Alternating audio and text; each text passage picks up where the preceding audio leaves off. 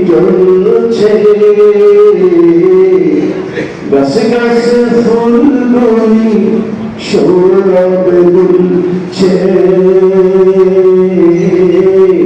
রসূল এসেছে হাবিব এসেছে রসূল এসেছে হাবিব সবাই আকাশের তারাগুলি জান্নাতের তারাগুলি আকাশের তারাগুলি ঝিলিমিলি ঝিলিমিলি জ্বলছে গাছে গাছে ফুলগুলো সৌরভ দুলছে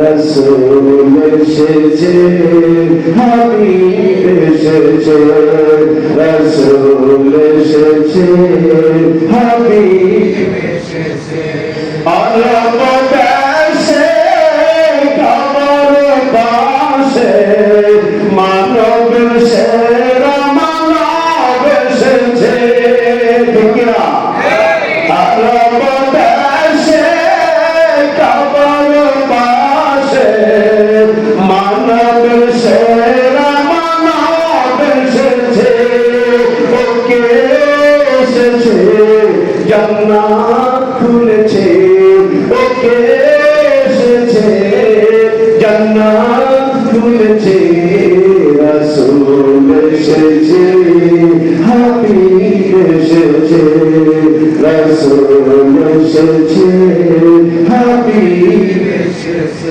আকাশের তারাগুলি জান্নাতের তারাগুলি আকাশের তারাগুলি ঝিলিমিলি ঝিলিমিলি জ্বলছে গাছে গাছে ফুলগুলো সৌরভ দুলছে রসূল এসেছে হাবিব এসেছে রসূল এসেছে হাবিব এসেছে রসূল এসেছে হাবিব এসেছে চিৎকার করুন আল্লাহু আকবার আমরা খুশি না বেজার মালিকগঞ্জ আসতে পেরে খুশি না বেজার আল্লাহর গোলাম হতে পেরে খুশি না বেজার রাসূলের উম্মত হতে পেরে খুশি না বেজার আমার ভাইরা আল্লাহ রাব্বুল আলামিন এমনি আমাকে আপনাকে সৃষ্টি করে নাই এমনি সৃষ্টি করেছে নাকি কোন উদ্দেশ্য আছে কি নাই আজকে আমরা যেমন দরবার শরীফে এসেছি উদ্দেশ্য আছে না নাই আল্লাহ রাব্বুল আলামিন নবীকে এই পৃথিবীতে প্রেরণ করেছিলেন উদ্দেশ্য আছে না নাই কালামে পাকের ঘোষণা ওয়ালা খালাকাতুল জিন্না ওয়াল ইনসা ইল্লা লিয়াবুদুন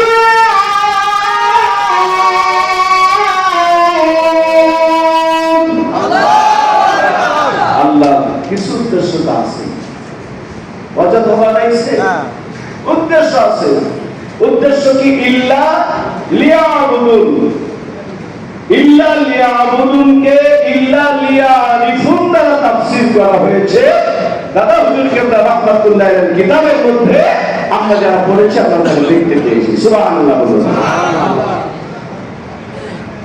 ইল্লা লিয়াবুদুন তার মানে আল্লাহকে চিনার জন্য আল্লাহকে জানার জন্য আল্লাহকে মানার জন্য রব্বুল আলামিন এত সুন্দর করে পৃথিবীর এই আয়োজন সুবহানাল্লাহ সুবহানাল্লাহ বলুন না সুবহানাল্লাহ আমাদের সাথে সুবহানাল্লাহ বলে কেউ পারবে না পারবে বলেন না আমাদের সাথে আলহামদুলিল্লাহ বলে কেউ পারবে না আমাদের সাথে আল্লাহু আকবার বলে কেউ পারবে না আশা করি পারবে না আশা করি পারবে না কেন পারবে না কারণ আমরা যে ইউনিভার্সিটির শিক্ষার্থী ছাত্র আমাদের ইউনিভার্সিটির সম্মানিত যিনি মহাপরিচালক এই বিশ্ববিদ্যালয়ে এই গুলো শিক্ষা দেওয়া হয় আমাদের ইউনিভার্সিটিতে শিক্ষা দেওয়া হয় তোমরা বেশি বেশি লা ইলাহা ইল্লাল্লাহ এই কথাগুলো বলো মান ক্বালা লা ইলাহা ইল্লাল্লাহ ফাদাখালাল জান্নাহ। আল্লাহর নবী বলেছেন, যেই মানুষটা বলবে লা ইলাহা ইল্লাল্লাহ ফাদাখালাল জান্নাহ, ওই মানুষটা আল্লাহর জান্নাতে চলে যাবে। সুবহানাল্লাহ। আজকে এই মাসিক মাহফিলে আসতে পেরে আমরা খুশি না ভাইয়া? অনেক নতুন উলামায়ে দ্বীন এসেছেন, অনেক নতুন ভাইরা এসেছেন। আহলান সাহলান মারহাবান ইয়া হাবিবি। দরবার শরীফের পক্ষ থেকে আপনাদেরকে আহ্বান জানাচ্ছি, আপনারা আমাদের দরবার দেখার জন্য এসেছেন। ভালো লাগলে এই বাজারে আসছেন, ভালো লাগলে কিনা বেচা কিছু করবেন। এটা একটা বাজার, তাই না? আমরা বাজারে যাই, বাজারে যে কেউ কি আজ পর্যন্ত দোকানদারের কাছে বলে যে ভাই বেছে বেছে আমাকে খারাপ তরকারি গুলো দাও? বলে? সকলেই কি বলে? ভালোটা দাও। সকাল থেকে সন্ধ্যা পর্যন্ত সবাই বলবে ভালোটা দাও। কোনটা কি করে থাকে? কথা বলেন। আপনাদের কি ঘুম পাচ্ছেন? আমি অল্প কয়েক মিনিট আপনাদেরকে নিয়ে একটু পর্যালোচনা করতে চাই। আমরা কেন দরবার আসলাম? এই মুহূর্তে বাড়িতে থাকলে নাক ডেকে ঘুমাইতে পারতাম না। নাক ডাকার জন্য পাশের মানুষ ঘুমাইতে পারতো না, এত জোরে নাক ডাকতাম, তাই না? সেটা পাঠান। আপনার এলাকায় মাহফিলে গেছে, আপনি বললেন যে হাতি ভাই হাতি এত কিছু দিতে পারলাম না, কষ্ট শিখে দিলাম, আপনি একটু কষ্ট করে গাড়ি ভাড়া করে নিয়ে যাবেন। আমি কি আনবো? কেন আনবো না? কেন অন্য কোনো কাজ নাই, ওর কাজই হলো আগুনে পড়বে। আর যদি বলেন যে ভাই 20 মণ ধান দিয়ে দিলাম, ওর ভিতরে শীতেও থাকবে, আমার ঠিক আছে, সমস্যা নাই, দেন আমি কায়দা করে দিব দিয়া।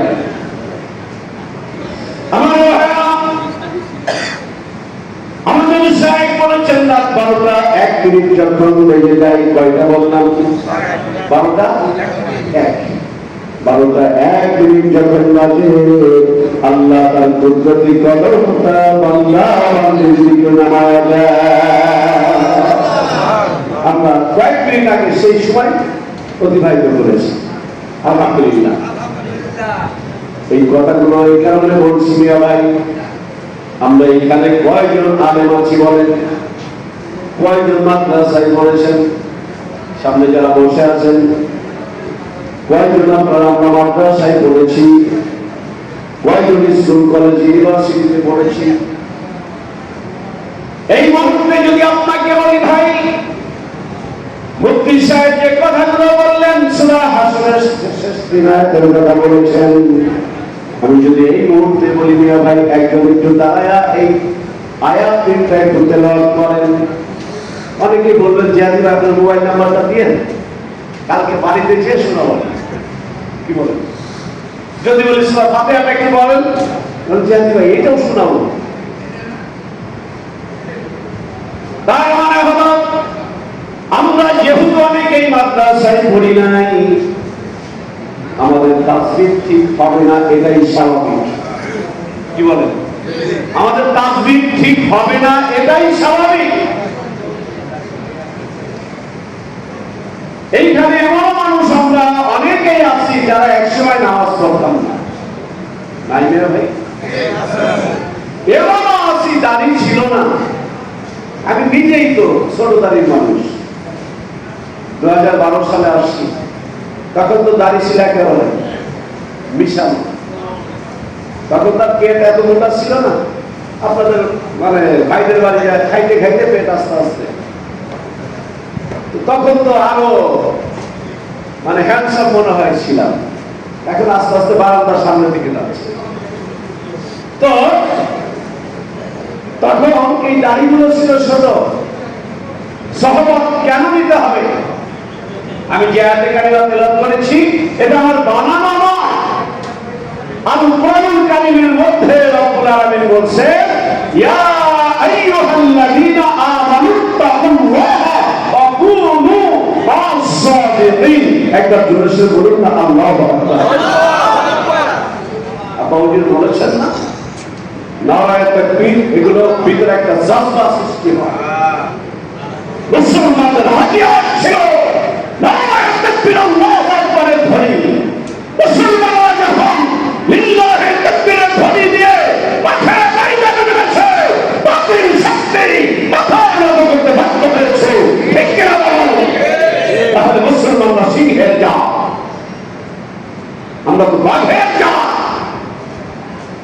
দোজাহানের বাদশা আমাদের নবী, আমরাও দোজাহানের বাদশা ইনশাআল্লাহ। হাসরের ময়দানে জান্নাতে আমার নবী আগে ঢুকবেন, সুবহানাল্লাহ বলুন। আমার নবী এরপরে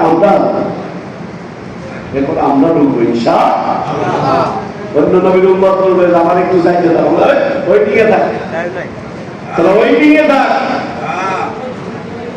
কারণ আমাদের নবী হলেন ওমা আরসালনাকা ইল্লা রাহমাতাল লিল আলামিন। আল্লাহ तमाम মানবের জন্য আমার নবীকে রহমত হিসেবে প্রেরণ করেছেন, খুশি না বেজার।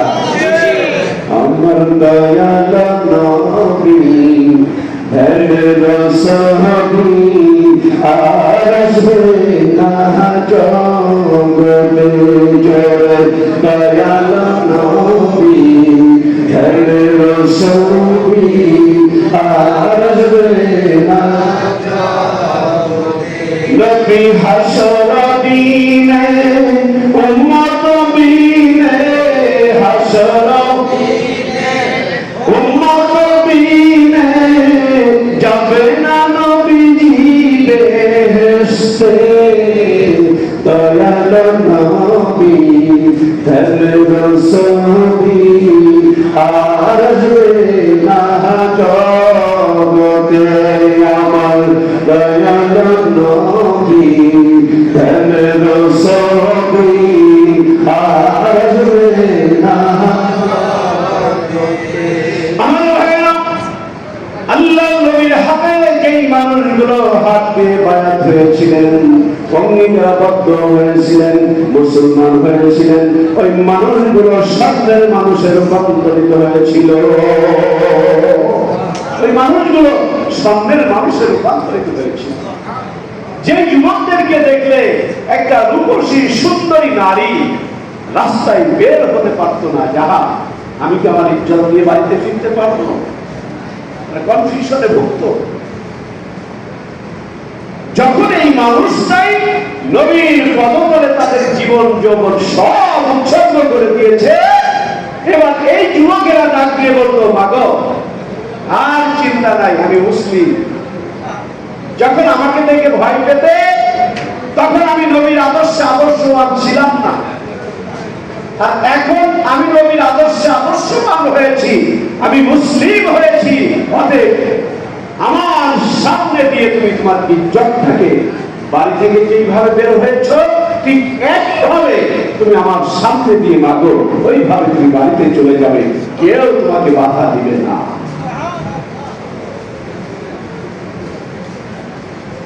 ওই ধারা আছে না নাই? ছিল, এখনো আছে, ভবিষ্যতেও থাকবে, কিয়ামত পর্যন্ত এই ধারা থাকবে।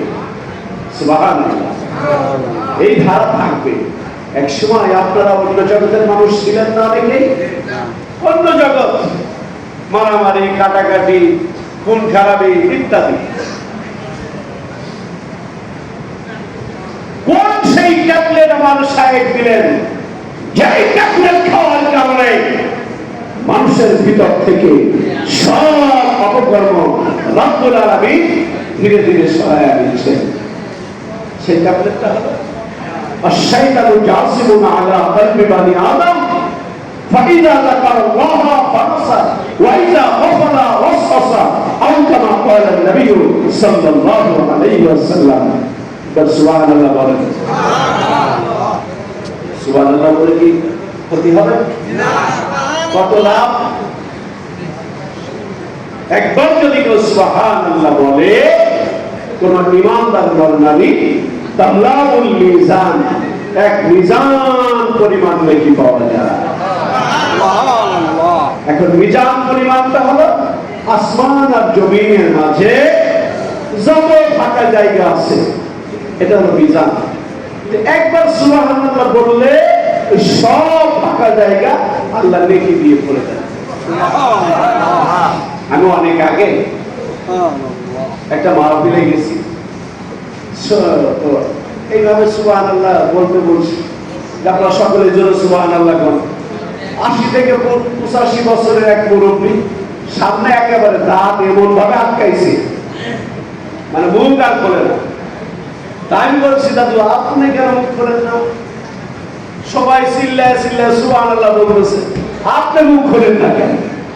হুজুর আপনারা একটু আগে কইলেন, একবার সুবহানাল্লাহ বললে সব ফাঁকা জায়গা দেখে দিয়ে বলে আল্লাহ দিবেন।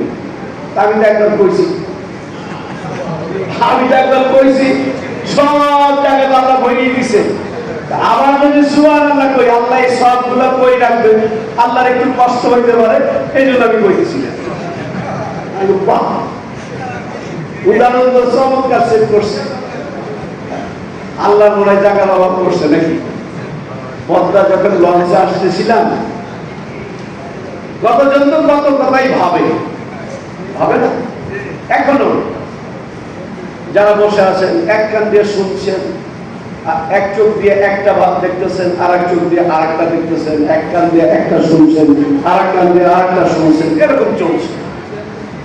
লঞ্চে বসে বসে ভাবতেছি, আল্লাহ তুমি কত শক্তির অধিকারী। বাংলাদেশে 18 কোটি মানুষ, এই 18 কোটি মানুষকে যদি এক সেকেন্ডের মধ্যে সবাই রুহু যদি কবজ করা হয়, এই পদ্মা নদীতে এত জায়গা মনে লাগবে না। পদ্মা নদীতে যত জায়গা, একে তো গভীরতা অনেক দূর, এরপরে এখন যে পানি, এই পদ্মা নদী ভরবে না, 18 কোটি মানুষ লাগবে না। এইরকম পদ্মা নদীর মতো কত নদী সমুদ্রে যান, কুয়াকাটা যান, কক্সবাজার যান, সিলেট যান, শুধু পানি আর পানি। তাহলে আল্লাহ কত বড় রহমত দানকারী, কত বড় সৃষ্টিকর্তা, আল্লাহ বিধান দাতা, আল্লাহ রিজিক দাতা, আল্লাহ সর্বময় ক্ষমতার অধিকারী আল্লাহ রাব্বুল আলামিন। এটা আমরা যারা মুসলিম, আমরা এক বাক্যে স্বীকার করে নিয়েছি। চিৎকার দিয়ে বলুন সুবহানাল্লাহ। আল্লাহর উলুহিয়াতের উপরে, আল্লাহর রুবুবিয়াতের উপরে যতটুকু ঈমান আনা জরুরি, ঠিক নবীজির রিসালাতের উপরেও একইভাবে ঈমান আনা জরুরি। কারণ আদম নবী প্রশ্ন ছিল, আদম নবী প্রশ্ন করছিলেন আল্লাহর কাছে, আদম নামে আমায় তুমি সর্বপ্রথম বানাইয়া তোমার নামের পাশে কার নামটা লিখিয়া রাখিয়া, আমার আগে বানাইয়া আরশের দরজার উপরে, চৌকাঠের উপরে তোমার পাশে কার নাম তুমি লিখে রেখেছো আল্লাহ, আমি জানতে চাই। উত্তর আসলো, বন্ধু আমার মুহাম্মদ নামের সাথে জড়িত, যাহার সৃষ্টি না হইলে আসমান জমিন না হইত। আসলে বলুন না সুবহানাল্লাহ। নবীর রওজা শরীফ দেখে মন ভরে না, নবীর রওজা শরীফ দেখে মন ভরে না। দাও গো শাহে মদিনা, দিদার দাও গো শাহে মদিনা। নবীর রওজা শরীফ, নবীর রওজা শরীফ দেখে মন ভরে না, দিদার দাও গো শাহে মদিনা, দিদার দাও গো শাহে। আমার কথাগুলো স্টেজ থেকে যা বলছি, কে কে শুনছেন একটু হাত তুলেন না। আমার বোনেরা থাকলে আপনি ওইখান থেকে হাত তুলেন না, আমরা শুনছি। এতগুলো মানুষ যদি আমরা সকলেই বলি, মহব্বত সৃষ্টি হবে না? জবানটা ছেড়ে দেওয়া যাবে? একটু বলেন না সবাই। নবীর রওজা শরীফ দেখে মন ভরে না, নবীর রওজা শরীফ দেখে মন ভরে না। দিদার দাও গো শাহে মদিনা, দিদার দাও গো শাহে মদিনা। আমার শের মেহমান করেছে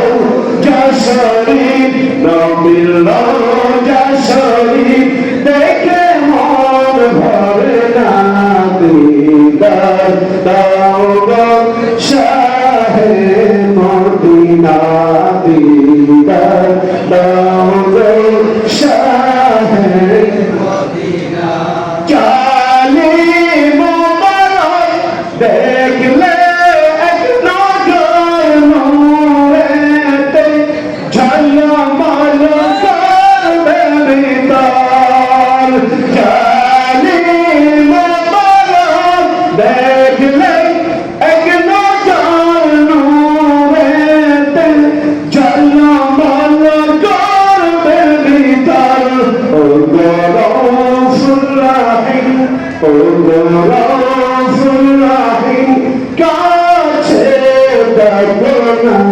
দিদার দাও গো শাহে মদিনা দিদার দাও গো শাহে মদিনা নবীর রওজা শরীফ নবীর রওজা শরীফ দেখে মন ভরে না দিদার দাও গো শাহে মদিনা দিদার দাও গো শাহে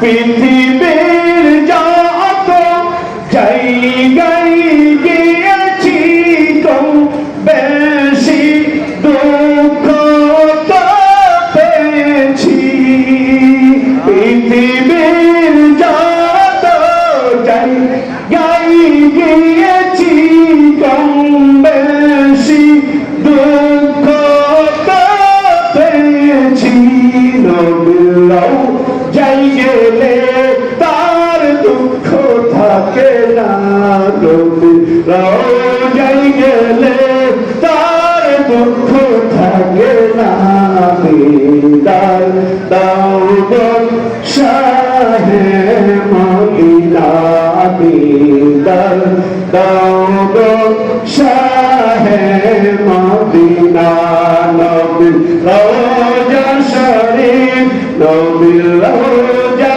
শরীফ দেখে মন ভরে না দিদার দাও গো শাহে মদিনা দিদার দাও গো শাহে মদিনা চিৎকার করুন আল্লাহু আকবার আমরা নবীকে পাইতে চাই কি চাই না নবীর রওজায় যাইতে ইচ্ছা করে কি করে না তাহলে কোন আমলগুলো করলে নবীর সন্তান পাওয়া যাবে এগুলো জানার দরকার আছে কি নাই আছে আমার ভাইরা যেই মানুষগুলো তারা জ্ঞান চর্চা করে করে কোরআন হাদিস চর্চা করে করে এগুলো যারা বের করেছে কোন আমল করলে স্বপ্নের মধ্যে নবী দেখা দিবে কোন আমল করলে বাংলার জমিনে ঘুমিয়ে থাকবে তুমি আমার বিরোধী বন্ধুর মুখে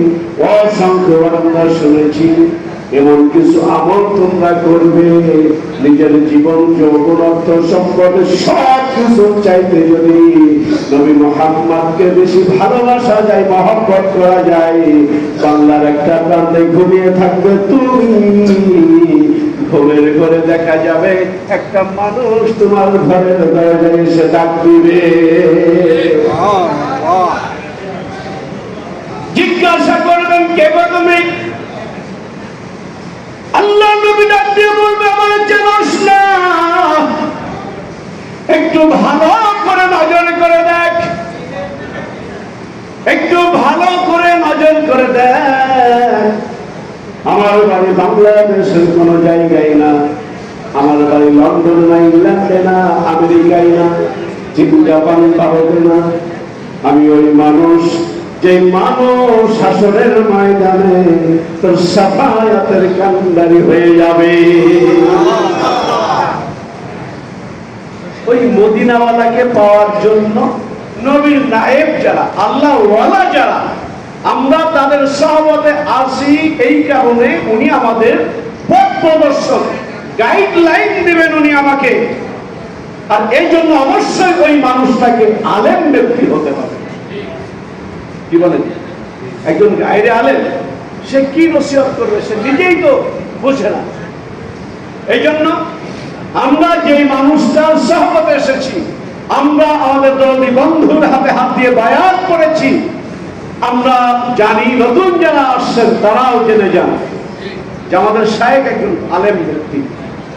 উনি জেনারেল লাইনেও লেখাপড়া করেছেন, ফিকহে হানাফির উপরে পিএইচডি ডক্টর ডিগ্রি লাভ করেছেন, মাদ্রাসা লাইনে লেখাপড়া করেছেন। অল সাইডে আমাদের শায়েখ আল্লাহ রাব্বুল আলামিন যোগ্যতা সম্পন্ন একজন মানুষ হিসাবে দিনের দায়ী হিসাবে তিনি কাজ করে যাচ্ছেন। আজকে দেখেন বিভিন্ন মুখী শিক্ষা আমাদেরকে প্রদান করছেন।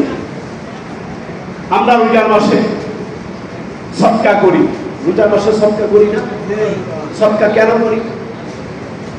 রোজার মাসে ফিতরা কেন দিই? যে আমাদের রোজায় যদি কোনো ভুল ত্রুটি দোষ ত্রুটি হয়, আল্লাহ এই সদকাকে ওসিলা করে আমাদের এই ভুল ত্রুটিগুলো তুমি মাফ করে দাও। আমরা এই যে অনেকে কোরআন তেলাওয়াত ঠিক মতো সহিভাবে পড়তে পারি না, তো পড়তে পারি না, চেষ্টা করি, পারি না চেষ্টা করি। আল্লাহ দেখবেন চেষ্টা, জামার বান্দা চেষ্টা করছে। আর এই জন্যই আমাদের শায়েখ বিভিন্নমুখী শিক্ষা দেন। উনি তো রুহের জগতের ডাক্তার হিসেবে কাজ করেন। জোর করে উনি ইঞ্জেকশন পুশ করছেন। কেন? ইঞ্জেকশন দিলেই, ওষুধ খাইলেই আল্লাহ হয়তো মাফ করবে। আমাদের শায়েখ আমাদের ডাক্তার হিসেবে এই যে দান করা শিখাচ্ছেন, কারণ কি? কারণ এই কারণে যে তোমরা যে আমলগুলো করো আল্লাহর আরশে নাও যাইতে পারে, অন্য সাইডে আমল বেশি বেশি করে করো, যেন হাসরের ময়দানে এক সাইড কমতি থাকলেও অন্য সাইডে আল্লাহ সেটা মেকআপ করবে।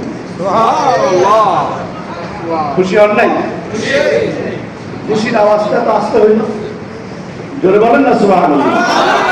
পিছনে যারা অন্ধকারে বসে আছেন একটু সুবহানাল্লাহ বলবেন না? সুবহানাল্লাহ, ওই পিছনে আলহামদুলিল্লাহ। বন্ধুগণ, তো দেখেন এই যে আমরা মাদ্রাসায় আপনার চাউল দেন, টাকা দেন, পয়সা দেন, ইজতেমায় জায়গার টাকা দেন, এগুলো